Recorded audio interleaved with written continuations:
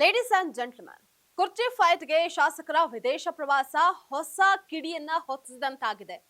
11 ಜನ ಶಾಸಕರು ಈಗಾಗಲೇ ಫಾರಿನ್ ಟೂರ್ಗೆ ತೆರಳಿರೋದು ರಾಜ್ಯದಲ್ಲಿ ಮತ್ತಷ್ಟು ಕಿಡಿಯನ್ನ ಹೊತ್ತಿಸಿದಂತಾಗಿದೆ.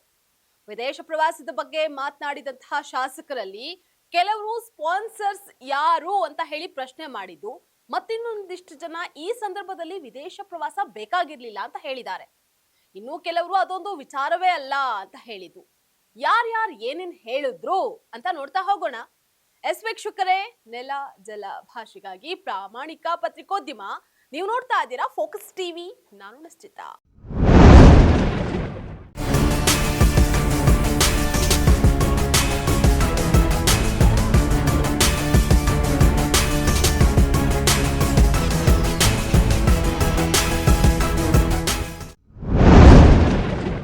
ಶಾಸಕರ ಫಾರಿನ್ ಟೂರ್ ನಾಯಕತ್ವದ ಬದಲಾವಣೆಗೆ ಹೊಸ ತಿರುವನ್ನ ನೀಡಿದೆ.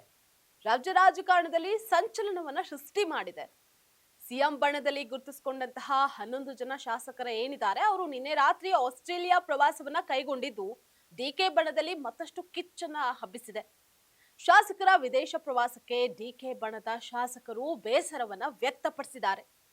ಇದಕ್ಕೆ ಪ್ರತಿಕ್ರಿಯೆ ನೀಡಿರುವಂತಹ ರವಿಗಾಣಿಗ, ವಿದೇಶ ಪ್ರಯಾಣ ಅವರಿಗೆ ಬಿಟ್ಟಂತಹ ವಿಚಾರ ಅಂತ ಹೇಳಿದ್ರೆ, ನಾನು 50 ಜನ ಶಾಸಕರನ್ನ ಫಾರಿನ್ಗೆ ಕರ್ತ್ಕೊಂಡು ಹೋದ್ರೆ ಸಿಎಂ ಬದಲಾಗ್ತಾರಾ? ಮಂಡ್ಯದಲ್ಲಿ ಕುಳಿತಿದ್ರು ಸಿಎಂ ಬದಲಾಯಿಸೋದಕ್ಕೆ ಆಗೋದಿಲ್ಲ ಅಂತ ಶಾಸಕ ರವಿಗಾಣಿಗ ಹೇಳಿದ್ದಾರೆ. ಕದ್ದೋಗಿರ್ಲಿ, ಧೈರ್ಯವಾಗಿ ಹೋಗಿರ್ಲಿ, ಫಾರಿನಲ್ಲಿ ಕೂತ್ಕೊಂಡು ಟೂರ್ ಹೊಡೆದ್ಬಿಟ್ಟು ಬಂದಿದ ತಕ್ಷಣ ಯಾರನ್ನೇ ಮುಖ್ಯಮಂತ್ರಿನ ಇಳಿಸೋಕ್ಕಾಗಲ್ಲ, ಇಲ್ಲ ಸರ್ಕಾರನ ಬದಲಾವಣೆ ಮಾಡೋಕ್ಕಾಗಲ್ಲ. ಇದೇನಿದ್ರು ಕಾಂಗ್ರೆಸ್ ಹೈಕಮಾಂಡ್.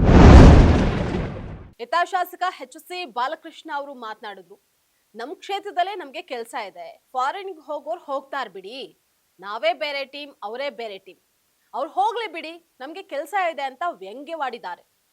ಇನ್ನು ತಿಳುವಳಿಕೆಗೋಸ್ಕರ ಅಧ್ಯಯನಕ್ಕಾಗಿ ಹೋಗೋದ್ರಲ್ಲಿ ತಪ್ಪಿಲ್ಲ. ವಿದೇಶ ಪ್ರವಾಸಕ್ಕೆ ನನ್ನನ್ನು ಕರೆದಿಲ್ಲ, ನಾನು ಅವ್ರ ಜೊತೆಗೆ ಇದ್ದಿದ್ರೆ ಕರಿತಾ ಇದ್ರೋ ಏನೋ ಅಂತ ಶಾಸಕ ಕುಣಿಗಲ್ ರಂಗನಾಥ್ ಅವ್ರು ಹೇಳಿದ್ದಾರೆ. ಒಪ್ಪಂದ ಆಗಿದ್ದು ಮಾತಿದ್ರೆ 100% ಸಿದ್ದರಾಮಯ್ಯ ಸಾಹೇಬ್ರೆ ಸ್ವಲ್ಪ ಬಿಡು ಮಾಡ್ಕೊಂಡವ್ರೆ. ನಾನು 15 ಸಾವಿರ ಹೋಗಿರ್ಲಿಲ್ವಾ ಇದಕ್ಕೆ ಆಸ್ಟ್ರೇಲಿಯಾಗೆ, ಹಂಗ ಅವ್ರು ಈಗ ಹೋಗವ್ರೆ.